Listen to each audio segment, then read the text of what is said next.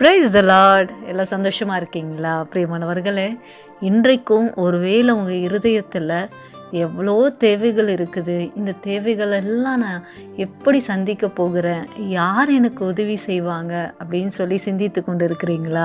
பிரியமானவர்களே, ஆண்டவர் இன்றைக்கு உங்களோடு கூட இடைப்பட்டு கொண்டு இருக்கிறார். எடுத்து வாசிப்போமா?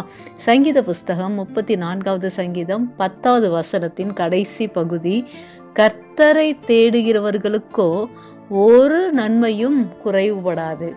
ஆம் பிரியமானவர்களே, நீங்கள் மனுஷனை தேடுறதை விட்டுட்டு ஆண்டவரை தேடினீங்கன்னா நிச்சயமாய் நீங்கள் எதிர்பார்க்கிற எல்லா காரியத்திலும் ஆண்டவர் உங்களுக்கு நிறைவை கட்டளையிடுவார். விசுவாசிக்கிறீங்களா? நீங்கள் விசுவாசிங்க, நிச்சயமாய் உங்கள் தேவைகளில் ஆண்டவர் சந்திப்பார். எப்போ தெரியுமா?